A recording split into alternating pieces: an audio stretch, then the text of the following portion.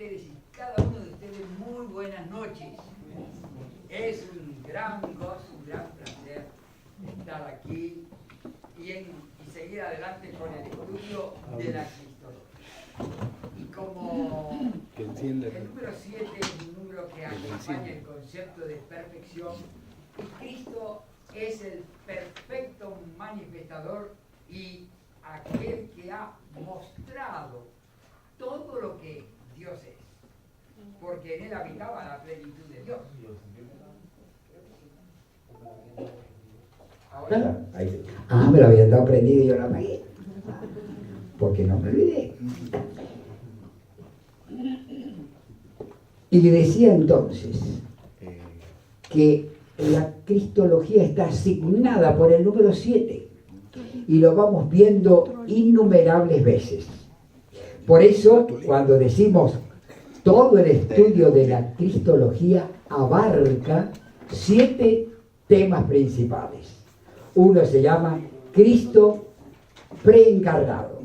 El segundo se llama Cristo encarnado, que abarca desde su nacimiento, su vida, su cumplimiento de todo lo que sería en Israel la cultura israelita, o sea, la circuncisión, la presentación y todo lo que es la confirmación y luego el bautismo de Cristo y lo que fue su vida al monte de la transfiguración, el trato de su impecabilidad y también la tentación de Cristo allí.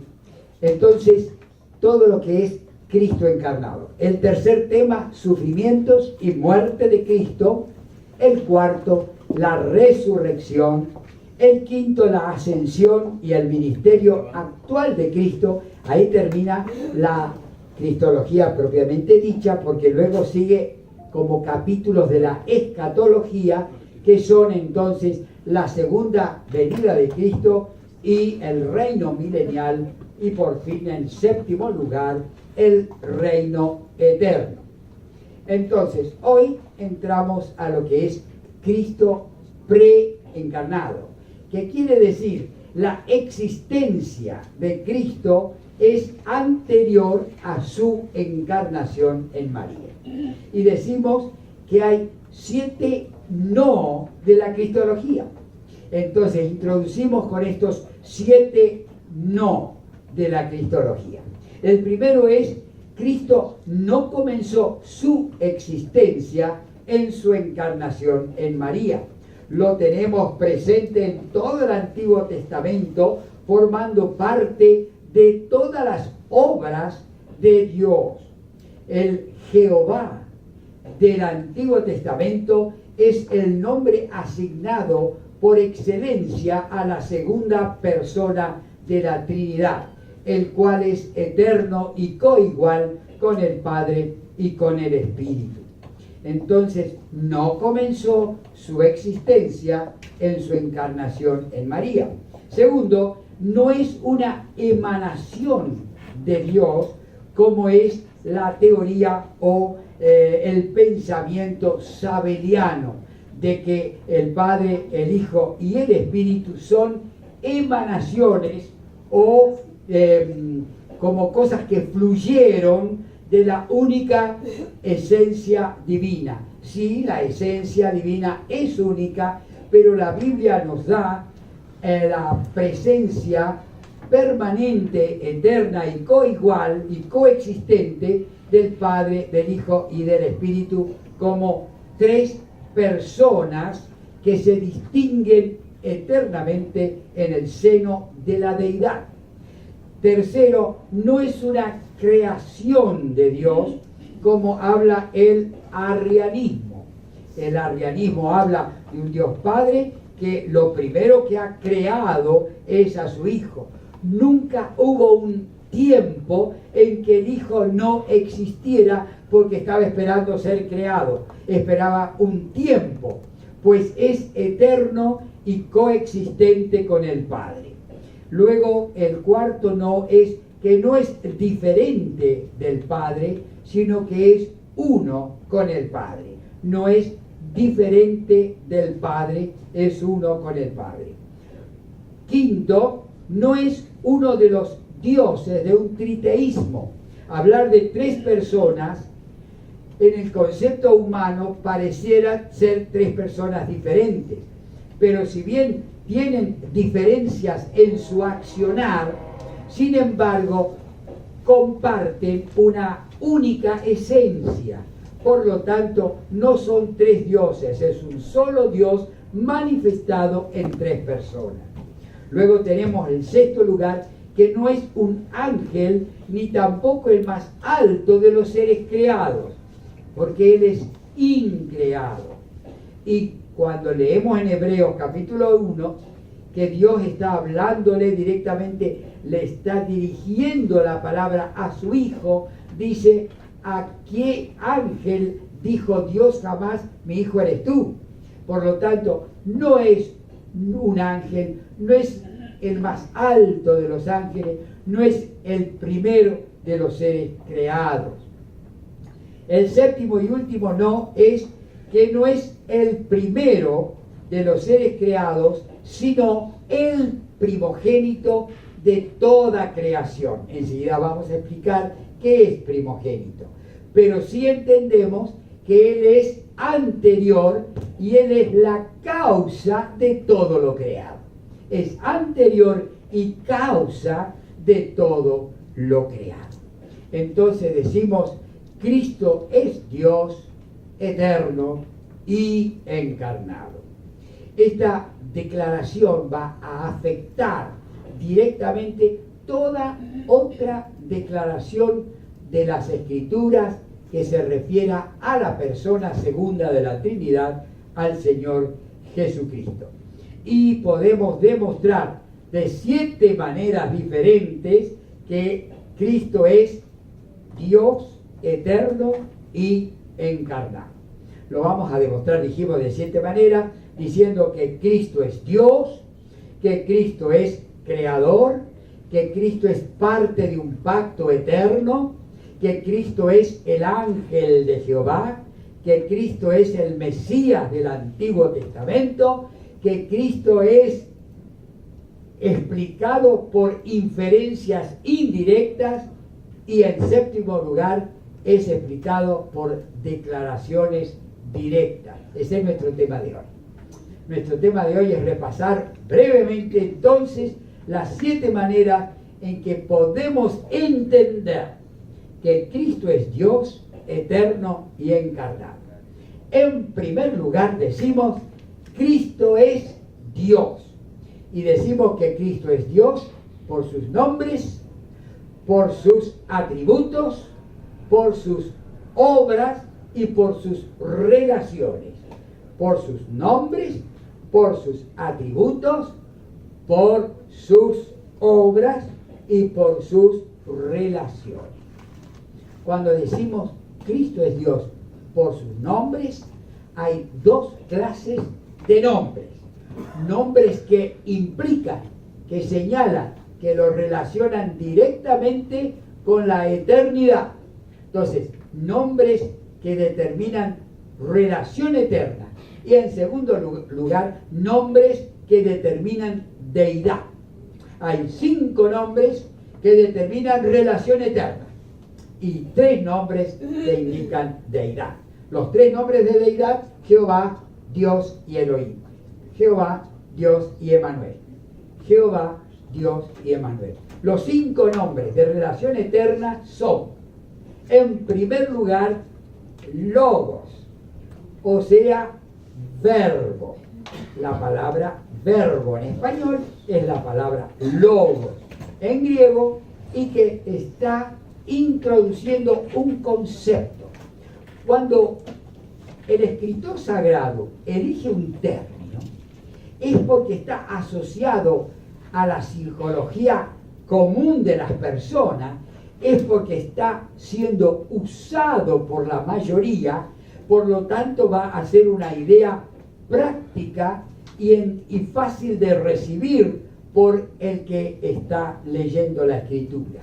Cuando decimos logos, cuando decimos verbo, estamos diciendo que trae la palabra un doble significado. Por ejemplo, si yo digo la palabra casa, ¿a todos les suena como palabra? No, pensaron en una casa, no se detienen a la C, la A, la S y la A. Porque lo mismo, si digo house, la imagen es la misma que casa. Por lo tanto hay una palabra, pero detrás de la palabra hay una razón. Entonces, ¿qué es verbo? Es la unión de la razón y la palabra. ¿Se dan cuenta? Es como decir, detrás de cada pensamiento, para que llegue a usted, tengo que usar palabras adecuadas a ese pensamiento. Entonces, la razón y la palabra, el pensamiento y la expresión. ¿Cómo llegar más claro? Cuando viene el cartero a traer la carta, como la chica que espera el cartero está enamorada de él, él llega y le dice, acá está la carta que tú esperabas. Porque la carta que trae es el cartero. ¿Entendieron? Carta y cartero. Mensaje y mensajero. Cristo, cuando vino del cielo, traía el mensaje de Dios, pero era Dios. Por eso se le llama verbo en la Biblia, porque traía un mensaje, venía a contarnos acerca de Dios. ¿Y cómo lo hizo? El que me ha visto a mí. Venía expresando, actuando, venía trayendo totalmente el mensaje en su persona, en sus palabras, en su accionar. Llegó a decir, las palabras que les hablo, no las hablo de mí mismo, porque el Padre que me envió, Él las habla. ¿Pero a quién escuchaban ellos? A Cristo, porque era Dios hablando, era la palabra viviente que un día fue escrita. Entonces, carta y cartero, mensaje y mensajero, razón y palabra, vamos a decir, pensamiento y expresión. ¿Les queda claro? Cualquiera de ustedes podría decir, ahora sé lo que es verbo, ahora sé lo que es logos, ¿no es cierto? Yo a mis alumnos empiezo, bueno, a ver, decímelo con tus palabras, decímelo con las tuyas, ¿eh? Así que, a ver, decímelo con las tuyas. Dilo tú. ¿Qué es logos? ¿Qué es logos? El logo es que lo estoy no es solamente diciendo, sino que lo estoy diciendo con las expresiones y esencia que está diciendo las cosas. Muy bien, va como acercándose al el bochín, a ver una chica de estas que son gráficas. A ver la señora, ¿cómo lo diría? Es acción. Pero vamos a decir, entiendo que logo es, acción es un verbo, pero yo quiero logos.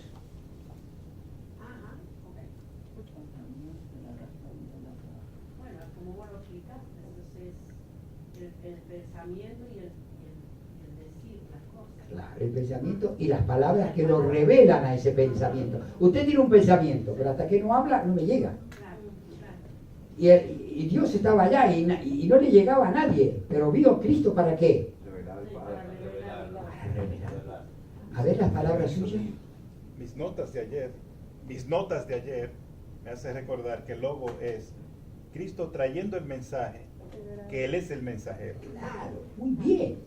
Porque Él traía un mensaje y Él era el mensaje. Nos damos cuenta. Él traía un mensaje y el mensaje decía, Dios, aquí estoy. Yo soy Dios. Y la gente se estrellaba contra esa idea. Por eso Juan dice, y aquel verbo se hizo carne, el mensaje se hizo. Acá lo vimos. Juan 1:14, ¿cierto? El verbo fue hecho carne, habitó entre nosotros, vivimos, gloria, pero ¿cómo? Del unigénito del Padre. Entonces, eso es adelantándonos a otro nombre, pero decimos entonces que verbo, que logos, es razón y palabra. Es un mensaje unido al mensajero, pero este mensajero era el mensaje. se unió. Por eso es un concepto dual. Es uno solo, es el verbo. Pero traía el mensaje de revelarnos a Dios y lo vimos a Él y dijo, el que me ha visto a mí, ya ha visto al Padre. Muy bien, verbo. La segunda palabra es, para seguir, no quiero salirme de acá, hijo unigénito, sí. Segundo, hijo unigénito. Verbo ya sabemos que es logos en griego. Hijo unigénito. ¿Quieren saber cómo es en griego? Porque no están acá. Para los que escriben, monogenes, si tengo un pizarrón le hacía las letras, la mu, la uyut, la uta, después la eta, que es la n, pero es eta en griego, etc. Monogenes. Monogenes. Único en su génesis. ¿Qué quiere decir? El único que participa totalmente de la esencia del Padre. No es el concepto de hijo unigénito como en el humano. Decimos el primero que es concebido en una familia es el primogénito, ¿cierto? Y si decimos unigénito es porque es el único que ha sido concebido en esa familia, hijo unigénito. Pero monogenes del griego, bien elegida por el escritor, allí cuando Juan elige ese término, está diciendo el único que participa totalmente de la naturaleza del Padre. Único que participa, porque tú y yo somos hijos de Dios. Y hemos sido engendrados, segunda de Pedro 1:4, participantes de la naturaleza divina. Así dice segunda Pedro 1:4. Somos participantes de la naturaleza divina. Pero Cristo no es participante. Cristo es totalmente poseedor de la esencia divina, participando de la naturaleza del Padre, que numéricamente es una esencia en el Padre, en el Hijo y en el Espíritu. La esencia es única. Las personas son tres, pero las tres posean la misma y única esencia. Es el misterio de la Trinidad, no pretenda entenderlo. Lo estoy explicando hace muchos años y nunca lo entendí, pero lo explico, ¿vieron? Porque es el misterio de la Trinidad, que son tres personas en una sola esencia, y como va diciendo ahí Isaías en el 44, síganme, a ver, que es tan bonito verlo en Isaías 44, hay 2 o 3 lugares allí.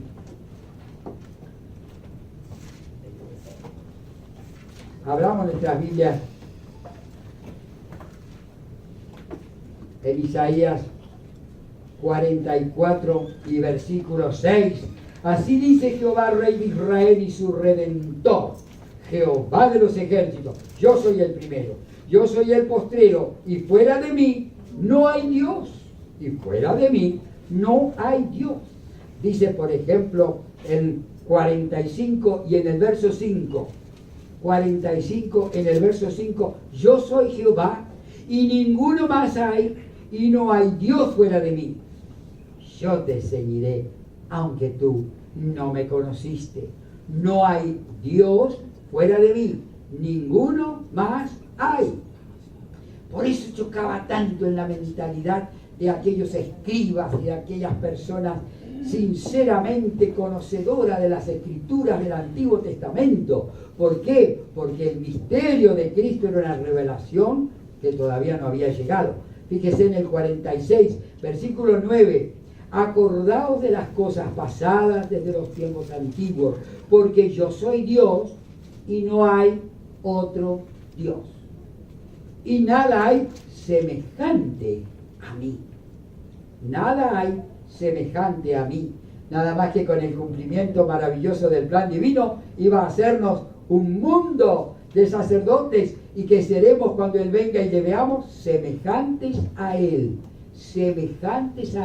con una cabeza, con un corazón, con unas manos, con unos pies, con un cuerpo humano. Jesucristo tiene un cuerpo humano que adoptó a través de su encarnación, con el propósito de mantenerse unido a la naturaleza humana, conteniendo la totalidad de la esencia divina. por toda la eternidad en el cielo. Así lo vamos a conocer a Dios. No hay otro. Y termina ahí diciendo, aunque este 45 tiene el 22, que es maravilloso, ¿no es cierto?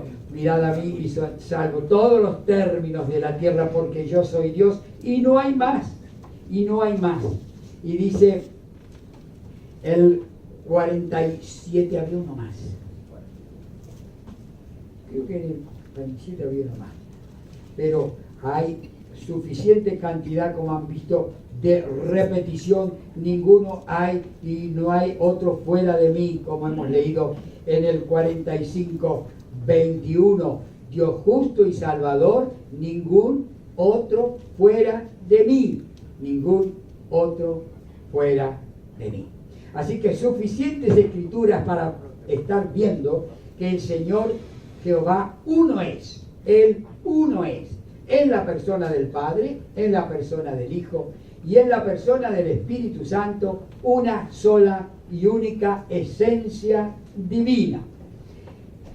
Hijo unigénito, engendrado, que significa una relación eterna de participar íntegramente de la naturaleza del Padre. En tercer lugar, la palabra imagen. Él es la imagen del Dios invisible de Colosenses 1:15. Él es la imagen del Dios invisible. Y también dice ahí en el 17, y el primogénito de toda creación. Esa palabra imagen, que en griego se dice el eikon, que significa que tiene que haber un antecedente, un prototipo. Nadie puede conseguir en el espejo una imagen si no se coloca delante de él primero. Yo vengo al espejo y para lograr la imagen tengo que colocarme primero. Me coloco y les digo, esa es mi imagen. Acá estoy yo, real, allí está la imagen virtual. Porque es una, vamos a decir, respuesta al antecedente. Una respuesta fiel. Una respuesta dolorosamente fiel. Eso es lo que ponemos delante del espejo. Muy bien. Ahora, Cristo es la imagen del Dios invisible. A Dios nadie le vio jamás, nadie le verá jamás. No hay hombre que vea a Dios y pueda vivir. ¿Por qué? Porque su inmensidad lo hace imposible de ser captado por una mente finita.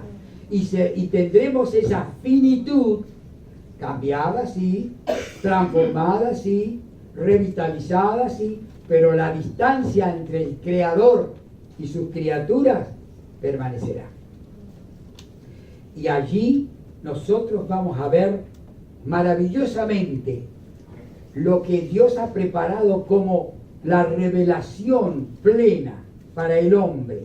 Él ha preparado algo maravillosamente sabio. Preparó para los hombres un hombre que se llama Jesucristo y que contiene la plenitud de la edad. Sí, por eso es Dios, hombre y Dios, 100% Dios, 100% hombre. A eso se llama unión hipostática. En la cristología, esa unión 100%, esa amalgama absolutamente imposible de separar. Así como nosotros tenemos una parte inmaterial, nuestra alma, todo lo que es nuestros sentimientos, nuestros pensamientos, nuestra voluntad, todo está allí en el mundo inmaterial del hombre, pero está unido a la materia. Si lo separamos, se llama muerte, ¿no es cierto? Cuando se separa la parte inmaterial de la parte material. Cristo es una amalgama perfecta de lo inmaterial, la esencia divina, y lo material, la naturaleza humana completa. Me encanta cuando dice, por ejemplo, Pilato, he aquí el hombre. Todos veían que era un hombre. Sabemos que era el hombre Dios, pero he aquí el hombre. Me encanta también cuando Hechos 2:22 dice, Jesús Nazareno, varón, aprobado por Dios, por las obras y milagros que él hacía. Varón aprobado por Dios. Ese varón, ese hombre que resistió, ese hombre que logró llegar hasta la cima del Calvario, ese gran hombre, ese tremendo varón, es aquella imagen del Dios invisible. Porque a Dios nadie le vio jamás, pero un unigénito Hijo que estaba en el seno del Padre, Él lo ha dado a conocer. Entonces, el icon, la imagen. En cuarto lugar, tenemos lo que se llama la imagen misma, que en griego se escribe con esa X mayúscula, que es carácter. La gente dice carácter, pero hay otra que es la capa, esa letra griega capa, esa es K, pero esta J grande, como una X mayúscula, pero el sonido griego es H. Entonces, carácter es, de ahí viene la palabra carácter, pero carácter en griego quiere decir la absoluta marca, la firma, vamos a decir, la impronta de que Cristo era Dios. Cristo mostró todos los atributos de Dios. Cristo era la imagen misma, era el carácter de Dios. Cristo era la rúbrica, la firma, vamos a decir, el sello que se coloca para reconocimiento. Ustedes habrán visto, yo me acuerdo estar allí en la marcación de los animales en el campo, el día de la marcada, que es el mismo día en que se hace a todos los novillitos, a todos los terneritos pequeños, se le hace lo que es la extirpación de testículos, y ese mismo día se hace la marca, porque sufren las dos cosas, gritan y salen a brincar por el campo, y bueno, maravillosamente ninguno se infecta, ninguno se enferma, ninguno se muere. He estado en marcación de 20, 30 novillitos en la misma mañana, los manean y calientan en el fuego al rojo esa marca y se la colocan en el anca, ¿no es cierto? Y el animal hace un grito tan lindo y se le coloca la marca. Es una letra que dice que pertenece a esa propiedad. Si salta un alambrado y aparece en otro lugar, lo ven, este es del campo vecino, y se lo lleva. ¿Por qué? Porque la marca va a ser sospechoso si él tiene un animal con la marca del vecino. Esa marca es un reconocimiento, una autenticación de pertenencia. Por eso dice, ponme como un sello sobre mi corazón. El Señor ha puesto su espíritu en nuestros corazones como una marca de que le pertenecemos a Él. Bueno, Cristo es ese sello, esa marca de Dios. Y el que tiene esa marca jamás se va a perder, porque le pertenece al dueño del universo. Y nosotros somos hijos de Dios. Y entonces, esta imagen, este carácter, Cristo representa absolutamente todo el mensaje de lo que Dios es.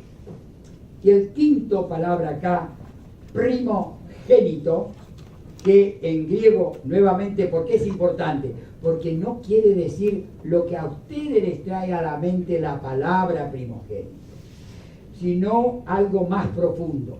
En griego esta palabra, cuando va a la Biblia, ¿no es cierto?, en griego, es traducida por la palabra primogénito. Pero la palabra protótokos, que significa el antecedente y generación de una serie. El que está al principio, pero del cual se origina la serie. Por ejemplo, el protótokos humano era Adán, porque ese está al principio, pero le dio origen a toda la serie. Pero cuando habla del postrer Adán, 1 Corintios 15, va diciendo que Cristo es aquel que está delante de una serie, pero le ha dado origen a toda la serie de cristianos. La cristiandad tiene un padre, un origen, que es la sangre preciosa del Cristo resucitado como fuente de la vida eterna. Y esta vida está en su Hijo, 1 Juan 5, y el que tiene al Hijo de Dios tiene la vida. Entonces, decimos protótocos, que significa la progenie, el antecedente y generador de toda una serie. Por lo tanto, Cristo es el que da origen a toda la raza de seres que van a estar en el cielo por toda la eternidad, los cristianos.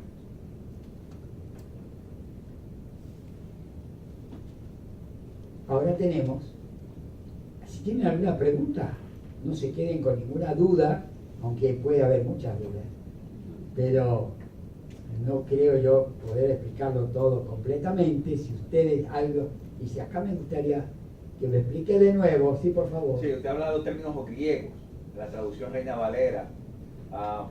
¿Por qué no usó otro término más apropiado en español cuando se tradujo al griego para la Reina Valera? O si hay otras traducciones bíblicas que pudieran dar mejor sentido a primogénito. Yo creo que sí. Yo creo que no sí. sea la Reina Valera, porque muchas veces que podría haber mejor traducción. En los círculos cristianos creemos que la Reina Valera también es inspirada, entonces si no es Reina Valera no la lea. Entonces,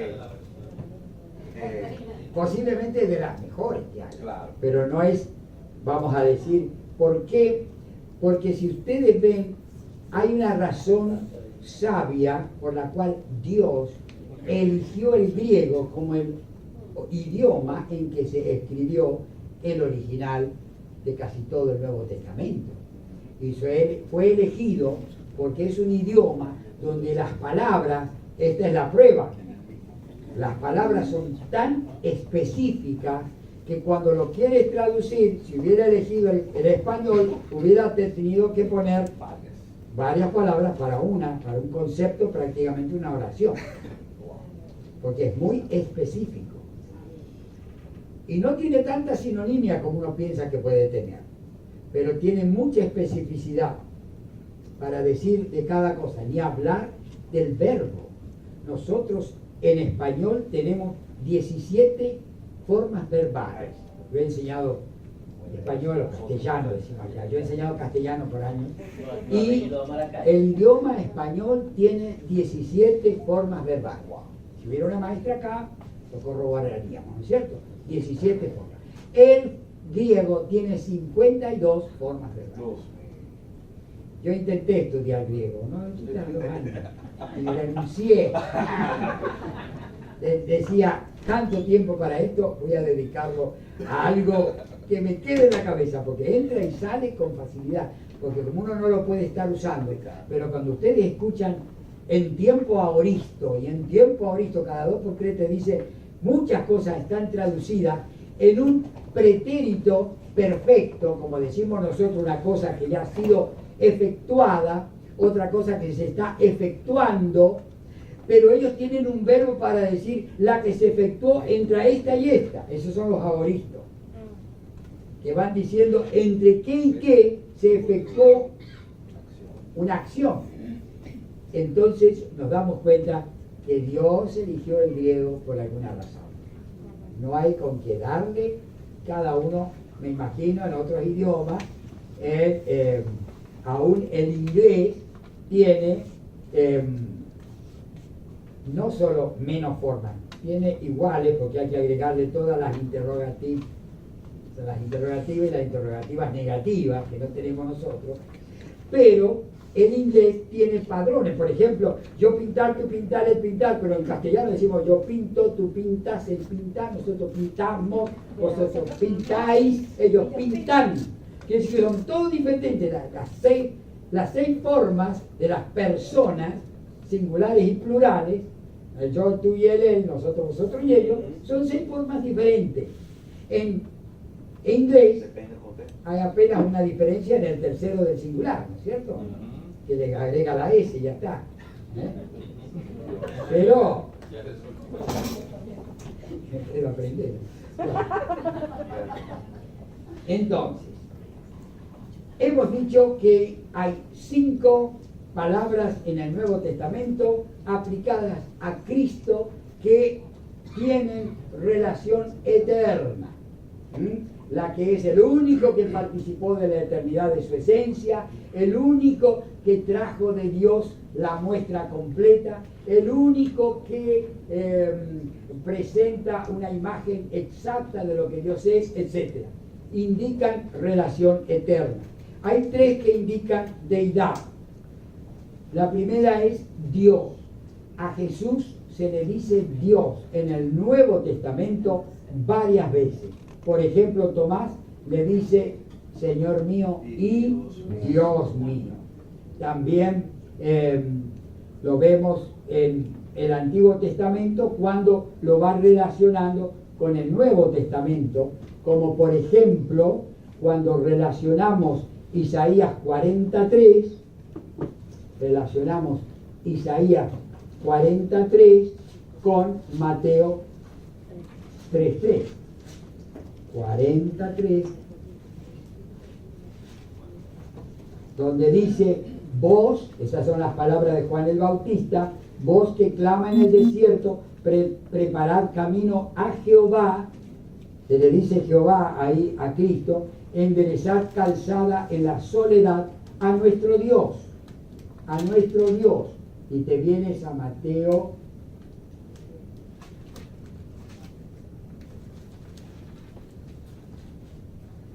3 y el versículo 3, este es aquel de quien habló el profeta Isaías cuando dijo, voz del que clama en el desierto, preparad el camino del Señor.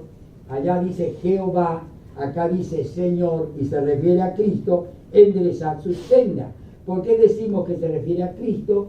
Porque Él decía, arrepentíos, el reino de los cielos se ha acercado. Este es aquel de quien habló el profeta Isaías.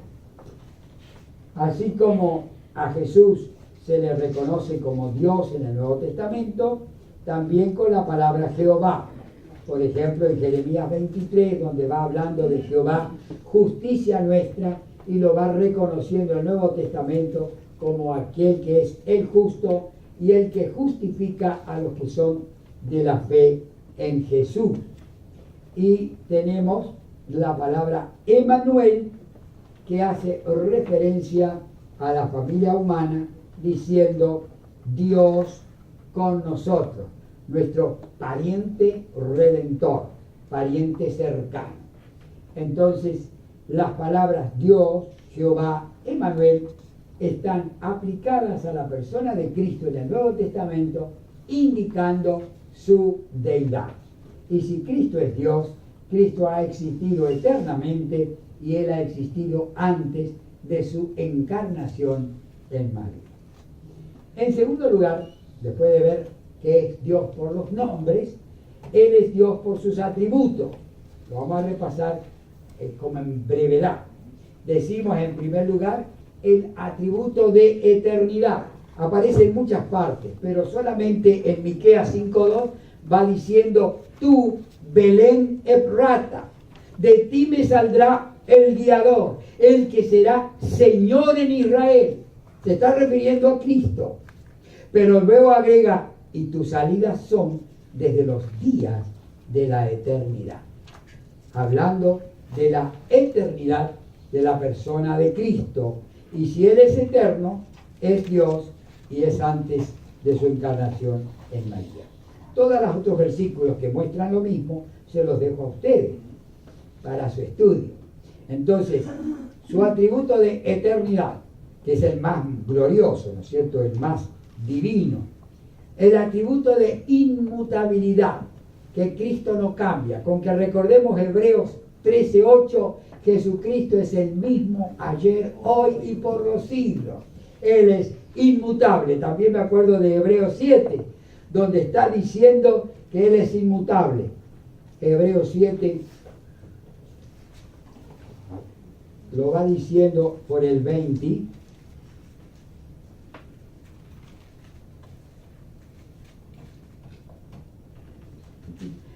Por el 21, donde va diciendo, porque los otros ciertamente sin juramento fueron hechos sacerdotes, pero este Jesucristo con el juramento del que le dijo, juró el Señor y no se arrepentirá, tú eres sacerdote para siempre, según el orden de Melquisedec. Y le agrega y explica el verso 24, este, por cuanto permanece para siempre, tiene un sacerdocio inmutable. Jesucristo es el mismo y Él te va a tratar de la misma manera a través de todos los años de tu vida, festejando todas tus cosas lindas, identificándose contigo y fructificando tus tareas cuando hay obediencia, y será el mismo que te reprenderá y te frenará y te castigará cuando estés fallando. Como dice Hebreos, pero en el capítulo 12, que el Señor al que ama, castiga, y que reprende a todo aquel que recibe por hijo. Porque si no le reprende, no es hijo, es... qué fuerte que es eso, ¿no? Entonces bastardo y no hijo. Señor, yo no, ni pienso ser un bastardo. Yo soy un hijo tuyo. He participado de tu vida de resurrección. He recibido en mi corazón como el Cristo que resucitó y que puede perdonar y que puede salvar eternamente a los que en Él confían, dice Hebreos 9. Entonces, seguimos adelante con el atributo de la omnipotencia. Dice, me encanta ese Filipenses porque hay que relacionarlo con el 3:20. Filipenses 3:20 y 21, nuestra ciudadanía está en los cielos, de donde esperamos al Salvador, al Señor Jesucristo, el cual transformará esta naturaleza corrupta, caída y limitada, la transformará para hacerlos semejantes al cuerpo, de la gloria suya, como con el poder con el cual puede sujetar a sí mismo todas las cosas. Esa es su omnipotencia. El poder con el cual Él puede sujetar a sí mismo todas las cosas. Me encanta, y enseguida uno lo relaciona con en Efesios 3, cuando va diciendo en el 20, porque Él puede hacer todas las cosas mucho más abundantemente de lo que pedimos o entendemos, según el poder que actúa en nosotros. Él está en nosotros, somos muy poderosos. ¿Por qué? Porque todo lo puede en Cristo. Sin Él no puedo nada, porque todo lo hace Él, motivado ¿cómo? Por mi fe. Es la fe la que mueve esas manos todopoderosas de Cristo Jesús. Él está en nosotros, obrando eficazmente y puede mucho.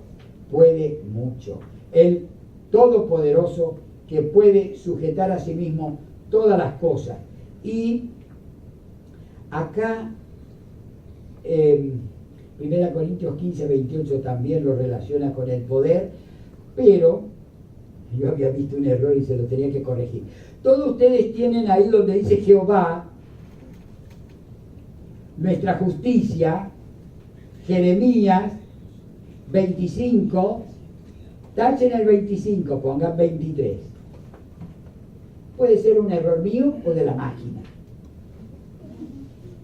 pero es Jeremías 23, 5 y 6. Muy bien, donde va hablando de Jehová justicia nuestra. Y entonces seguimos con la omnisciencia, donde el Señor conoce los pensamientos, lo que guarda el corazón de cada una de las personas. Él lee los pensamientos, la omnisciencia. Era maravilloso cómo en un momento cambió todo el ambiente cuando se acuerdan el paralítico de Marcos 2, traído por 4, que lo descienden en la misma presencia del Señor. Y claro, el Señor estaba dando un discurso y ahí estaban los señores fariseos escuchando para ver en qué se equivocaba el maestro, porque no venían a aprender, venían a reprender y no se daban el gusto nunca. Pero ahí estaban, y entonces el Señor, cuando lo dice, viendo la fe de estos muchachos, tus pecados te son perdonados. ¿Cómo les chocó? ¿Quién puede perdonar pecados sino solo Dios? ¿Y qué estaba diciendo Jesús? Tus pecados te son perdonados. ¿Qué le llegó a ellos? Yo soy Dios. Nadie puede perdonar pecados sino solo Dios. Solo Dios. ¿Se dan cuenta? Y entonces sus corazones, fuego, rabia. Y el Señor iba leyendo y dice, ¿por qué están teniendo esos pensamientos en vuestros corazones? Está leyendo lo que pensamos. ¿Qué es más fácil decir? Yo ahora les voy a demostrar, no que perdono pecados, sino que realmente soy Dios.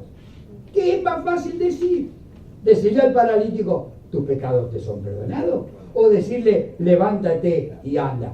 Para que sepáis que el Hijo del Hombre, y eso ya le chocaba terriblemente, porque él vez tras vez se autonominó el Hijo del Hombre para decirles, en apariencia, un hombre entre los hombres, porque así lo habían dicho las Escrituras y ustedes se han olvidado, descuidados. Cuando el Señor en Deuteronomio capítulo, ¿se acuerdan?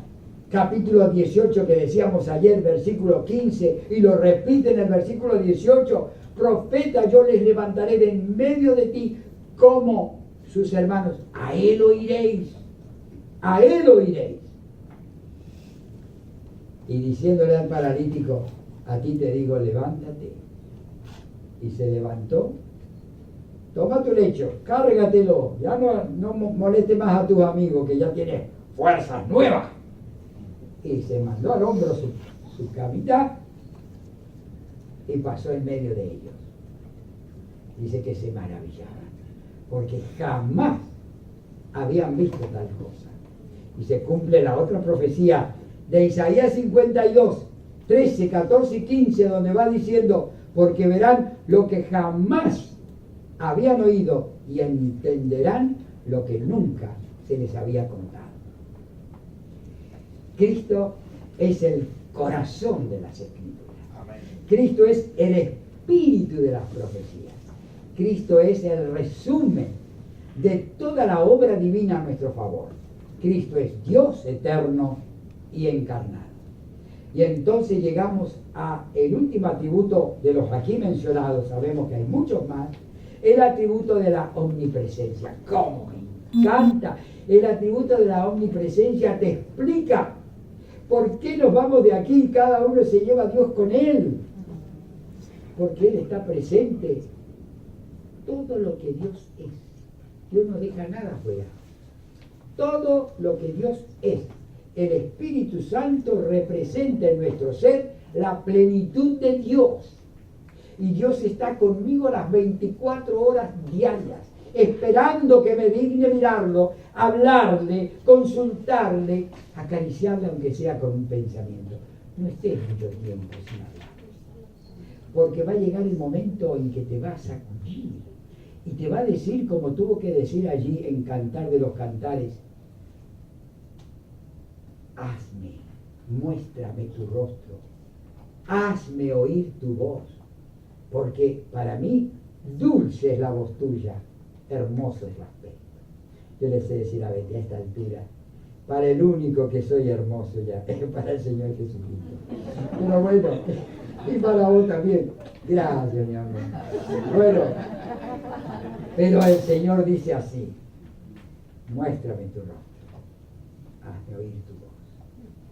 Está las 24 horas, cada minuto de tu vida, leyendo tus pensamientos, yendo a donde tú vas, metiéndose donde tú lo llevas, aunque voluntariamente no quisiera a veces estar en ciertos lugares el Señor nunca nos abandona y aún en los peores lugares nos tiende la mano, nos socorre, nos levanta, nos saca de ahí, nos lava, nos viste, nos sienta en un lugar de juicio cabal como hizo con el endemoniado, porque a veces nos pescan más de uno, ¿no? Cosas que nunca tendríamos que experimentar. Pero Él es omnipresente. Esta es la maravilla de tener al Señor todo el tiempo contigo como si fueras la única persona del planeta. Y Él es así con todos y cada uno de sus hijos en la redondez de la tierra. Él es omnipresente y este atributo, como ninguno, lo hace tan maravilloso. Su omnipresencia, donde Él trae a mi vida su sabiduría, su poder, su gracia, su amor, su gozo y su paz. No solamente, decimos que Él es Cristo por sus nombres divinos, por sus atributos divinos, por sus obras divinas, porque va manifestando la Escritura que Él fue el que creó todas las cosas. Juan capítulo 1, versículo 3, porque todo fue hecho por Él y nada de lo que existe sin Él fuera hecho. Y lo va diciendo en Colosenses 1 y 16, todas las cosas por Él fueron hechas, las visibles, las invisibles, sean terrenales o celestiales, sean tronos, principados, potestades o autoridades, todo fue hecho por medio de Él y para Él. Entonces Él es el creador de todas las cosas, también el que las preserva, o sea, el que las sostiene. Colosenses 1:17, Él es antes de todas las cosas, protótocos, y todas las cosas en Él subsisten. Él es el sustentador, el que preserva todo lo creado. Perdón de pecado, que lo terminamos de revisar. Resurrección, nos recordamos perfectamente muchos actos de resurrección. ¿Quién puede traer a la vida a un ser humano sino solo Dios? Y Él resucitó a la hija de Jairo, al hijo de la viuda de Naín, y a un amigo suyo que tenía dos hermanitas que ahí protestaban, ¿no es cierto? Una muy espiritual y la otra no tanto, pero el Lázaro vino afuera atada las manos y los pies, aunque según la hermana ya tenía que largar mal olor porque hacía 4 días que estaba en el sepulcro, al Señor nada lo podía detener. Pero lo más maravilloso, tengo poder para volver a tomar mi vida.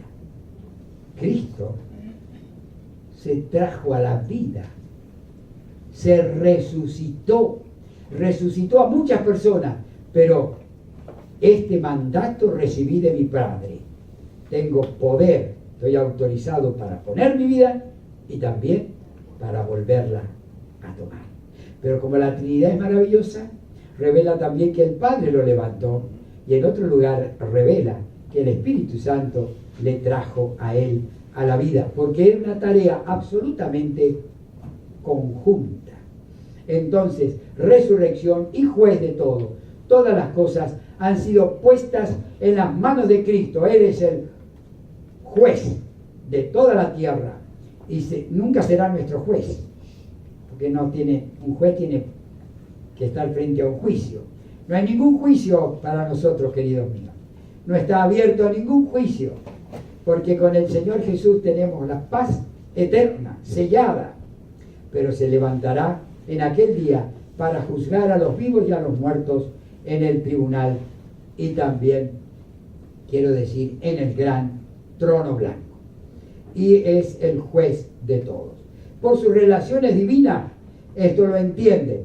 En las relaciones trinitarias, en las Escrituras aparece el Padre, el Hijo y el Espíritu en una misma nivel de responsabilidad frente al alma humana, en un mismo nivel de honra y de adoración, en el mismo nivel de ser el objeto de la adoración del creyente. Así que en sus relaciones con el Padre y con el Hijo, está mostrando que Cristo es Dios, la segunda persona de la Trinidad. Por eso dice sus relaciones divinas. Si hay alguna pregunta, vamos al descansito. O si preparan alguna pregunta, comenzamos la segunda parte con respuesta a esas preguntas. Bueno, algunos le pueden ir apuntando las preguntas también. Y entonces el jueves las recogemos y el viernes las responde.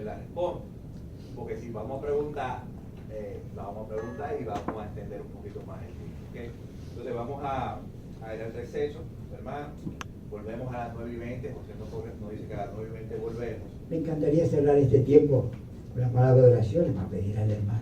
Carlos abandona y